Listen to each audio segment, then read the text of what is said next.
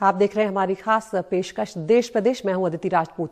सबसे पहले हम शुरुआत कर रहे हैं पश्चिम बंगाल से, जहां पर कूच बिहार में हुई चुनावी हिंसा के बाद अब चुनाव आयोग ने किसी भी नेता के कूच बिहार में जाने पर 72 घंटे की रोक लगा दी है। हिंसा के बाद मुख्यमंत्री ममता बनर्जी ने ऐलान किया था कि वो कूच बिहार जाएंगी। साथ ही उन्होंने घटना की सीआईडी जांच के आदेश भी जारी कर दिए हैं। कूच बिहार में हुई चुनावी हिंसा में 4 लोगों की मौत हुई थी। चुनाव आयोग की रिपोर्ट के मुताबिक गलतफहमी के चलते ये घटना हुई है। और इस मामले में हाल ही में तृणमूल कांग्रेस में शामिल हुए वरिष्ठ नेता यशवंत सिन्हा ने ट्वीट कर चुनाव आयोग पर निशाना साधा। उन्होंने लिखा कि ममता बनर्जी को कूच बिहार जाने से रोककर चुनाव आयोग ने खुद को कीचड़ में लपेट लिया है। आखिरकार वो अभी भी पश्चिम बंगाल की मुख्यमंत्री हैं और वहां जाना उनका कर्तव्य है। हमें अब ये निश्चित तौर पर पता चल गया है कि चुनाव आयोग निष्पक्ष नहीं है। कूच बिहार हिंसा में 4 लोगों की मौत के मामले पर चुनाव आयोग की रिपोर्ट ये कहती है कि ये गलतफहमी के चलते हुआ है। वहीं हिंसा को लेकर आरोप प्रत्यारोप का दौर भी जारी है। देखिए हमारे मैनेजिंग एडिटर मनोरंजन भारती की ये रिपोर्ट।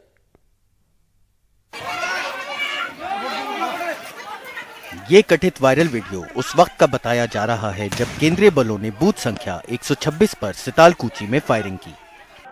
फायरिंग में 4 लोगों की मौत हो गई। लेकिन आखिर हुआ क्या था? चुनाव आयोग की रिपोर्ट कहती है कि यह घटना गलतफहमी की वजह से हुई। एक युवक बूथ के पास बीमार हुआ, केंद्रीय फोर्स उसे अस्पताल लेकर गई। गांव वालों को लगा कि उस लड़के के साथ केंद्रीय बलों ने मारपीट की है। करीब 350 ग्रामीण, जिसमें महिलाएं भी थीं, उन्होंने केंद्रीय बलों पर हमला कर दिया। चुनाव के काम में लगे एक कर्मचारी और सीआईएसएफ के जवान को चोट आई। सीआईएसएफ की क्विक रिस्पांस टीम मौके पर पहुंची।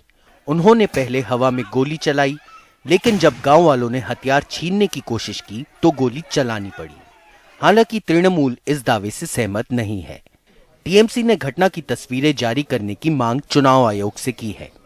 ममता बनर्जी ने अमित शाह पर निशाना साधा और इस्तीफा मांगा है। वहीं प्रधानमंत्री टीएमसी पर बरसे।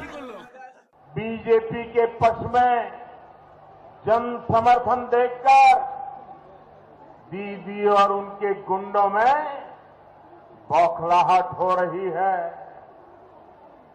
आपकी कुर्सी जाते देख दीदी इस स्तर पर उतर आई है। মানুষ খুনে রক্ত দিয়ে বড় কথা বলে, আমি বলে গেলাম Amit Shah, you resign as a home minister, you are a conspirator.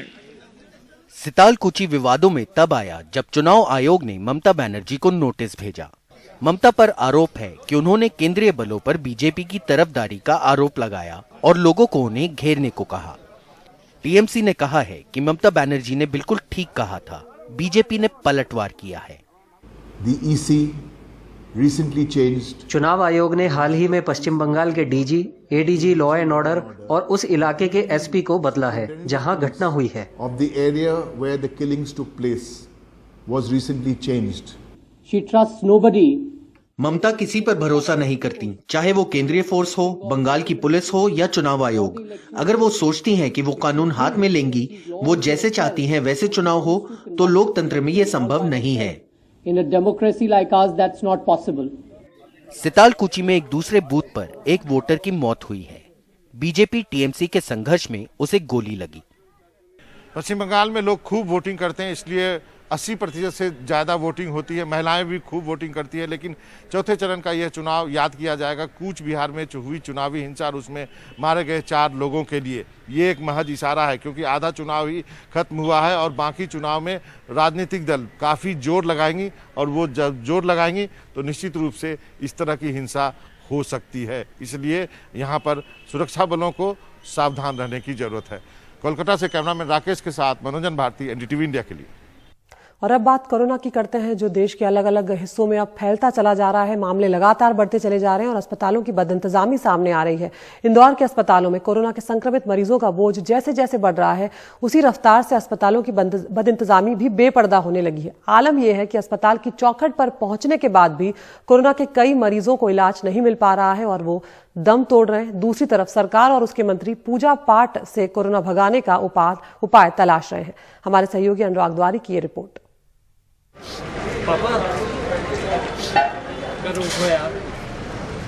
Corona काल में अब इंदौर के हालात नाजुक होते जा रहे हैं। अस्पताल में बिस्तर भर चुके हैं। सुपर स्पेशलिटी अस्पताल के सामने जिसने ये दर्दनाक मंजर देखा सिहर गया।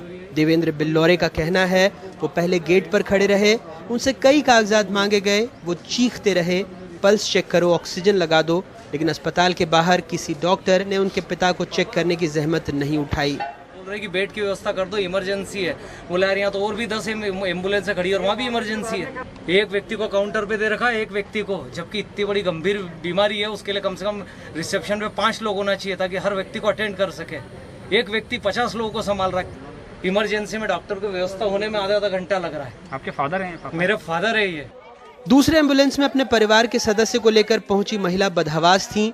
पति को बचाने के लिए बार बार ईश्वर को याद कर रही थी।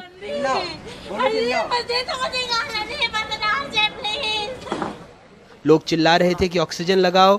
कोई ऑक्सीजन जरूर लेकर आया, लगाया भी। महिला चिल्लाती रही, तुम हिम्मत रखना प्लीज।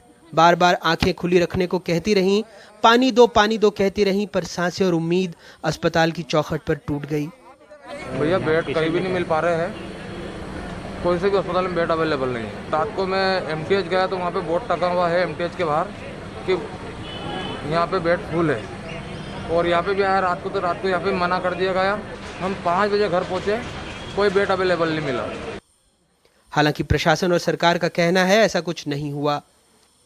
मरीज जो ब्रॉड डेड आते हैं उसमें हम कुछ नहीं कर सकते, और ये हमेशा ट्राइज एरिया में मरीज एम्बुलेंस से आने के लिए, इसलिए हम लोगों का ये कहना है कि जब भी कोई मरीज कोई अस्पताल भेजे तो पहले सुपर स्पेशलिटी में फोन करके कंसेंट ले ले कि अवेलेबिलिटी ऑफ बेड्स हैं कि नहीं। हमारी जानकारी में ऐसा कोई प्रकरण नहीं है कि कोई इलाज के कारण किसी की मृत्यु हुई है। ये जांच का विषय, जांच कराई जाएगी, और ऐसा कहीं भी स्थिति नहीं है मध्य प्रदेश में। मध्य प्रदेश उन 10 राज्यों में शुमार है जहां से देश में कोरोना के 84% मामले आ रहे हैं। इंदौर में लगभग 7000 एक्टिव मरीज हैं। बहरहाल हालात चिंताजनक हैं और शायद अब मंत्रियों को लगने लगा है कि भगवान इसे संभाल सकते हैं। इसलिए पर्यटन मंत्री उषा ठाकुर एयरपोर्ट निदेशक के साथ पूजा पाठ पर बैठ गईं, एयरपोर्ट के अंदर ही। पर्यटन मंत्री उषा ठाकुर को कई सार्वजनिक जगहों पर आप बगैर मास्क के देख सकते हैं। वो कारण बताती हैं कि वो हनुमान चालीसा पढ़ती हैं, हवन करती हैं, इसलिए कोरोना उनके आसपास नहीं फटक सकता। लेकिन अगर हम और आप मास्क ना लगाएं तो जुर्माना हो सकता है, और भगवान न करे अगर हम और आप संक्रमित हो गए तो अब अस्पतालों में बिस्तर भी उपलब्ध नहीं हैं, जैसा कि आपने इंदौर में देखा। इंदौर से अपने सहयोगी हेमंत और भोपाल से कैमरा पर्सन रिजवान खान के साथ अनुराग द्वारी, एनडीटीवी इंडिया।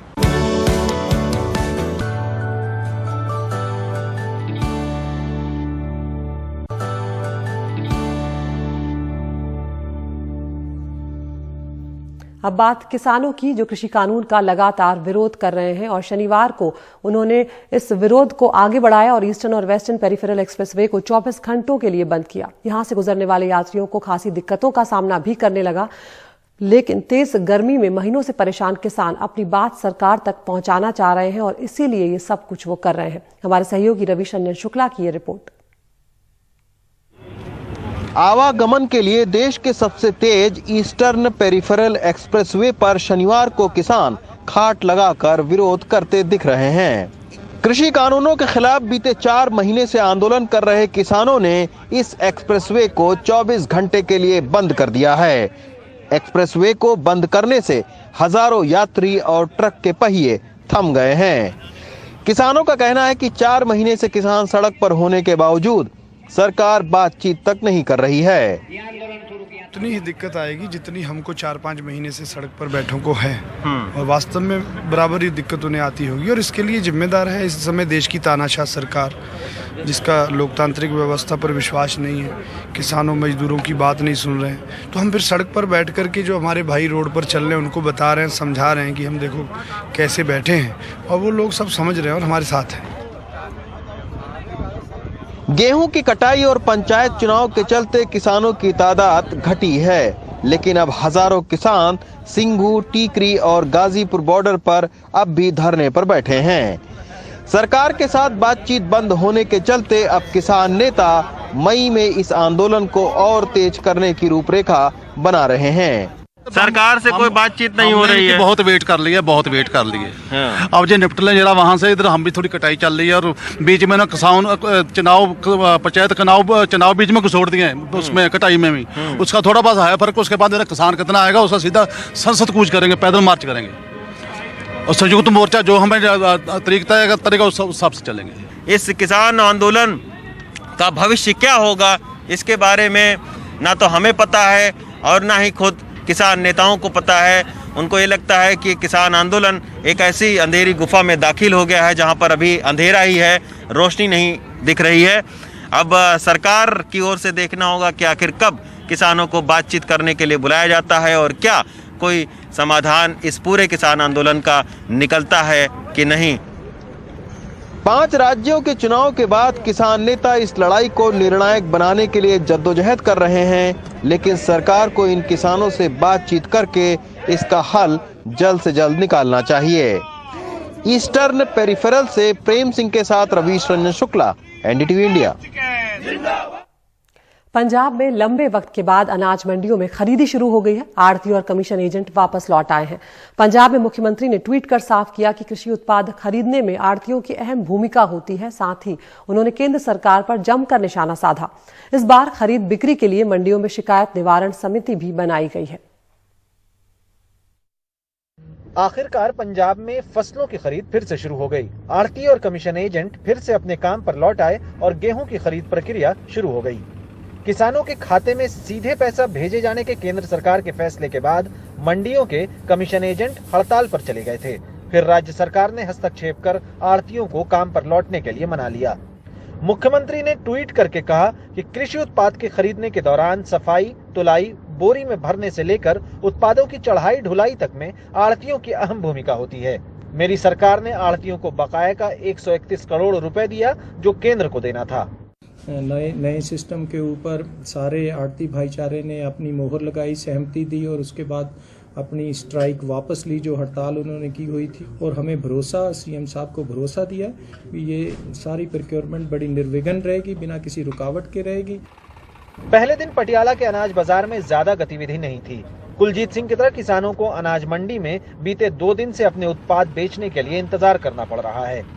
ਆੜਤੀਆਂ ਨੇ ਹੁਣ ਕਈ ਜ਼ਿਮੀਂਦਾਰਾਂ ਨੂੰ ਮਤਲਬ ਪੈਸੇ ਵੀ ਦੇ ਹੋਏ ਆ ਵੀ ਆੜਤੀਆਂ ਦੀ ਜਿਹੜੀ ਸਿੱਧੀ ਪੇਮੈਂਟ ਹੈ ਜੋ ਸਿੱਧੀ ਸਾਨੂੰ ਚਾਹੀਦੀ ਹੈ, ਮਤਲਬ ਆੜਤੀਆਂ ਦੇ ਰਾਹੀਂ ਆਣੀ ਚਾਹੀਦੀ ਸਾਡੇ ਖਾਤੇ। कैसी रहेगी अनाज खरीद? 130 लाख टन गेहूं इस सीजन में मंडी पहुंचने की उम्मीद है। खरीद केंद्र की संख्या 1872 से बढ़ाकर 4000 होगी। जिला स्तरीय कंट्रोल रूम बनाए गए हैं और मंडियों में शिकायत निवारण समिति बनाई गई है। कोरोना की बेकाबू रफ्तार के बीच गेहूं की सबसे बड़ी खरीद में से एक को दुरुस्त रखने के लिए सरकार ने मंडियों में व्यापक इंतजाम किए हैं। मास्क वितरण से लेकर अनिवार्य तौर पर सैनिटाइजर का इस्तेमाल और कम संख्या में मंडी में किसानों की एंट्री तय की गई है। गेहूं की खरीद के इस सीजन में आखिरकार राज्य सरकार ने आढ़तियों को मना लिया है कि वो प्रोक्योरमेंट में पार्टिसिपेट भी करें और किसानों के अनाज को खरीदे भी। लेकिन एक तरफ जहां पंजाब में कोरोना वायरस के केसेस बढ़ रहे हैं, सरकार को ये सुनिश्चित करना होगा कि किसान या और दूसरे स्टाफ जो इस प्रोक्योरमेंट प्रोसेस में भागीदारी दिखाते हैं वो कोविड एप्रोप्रिएट बिहेवियर को भी फॉलो करें। कैमरा पर्सन मनोज ठाकुर के साथ पटियाला से मोहम्मद गजाली, एनडीटीवी इंडिया।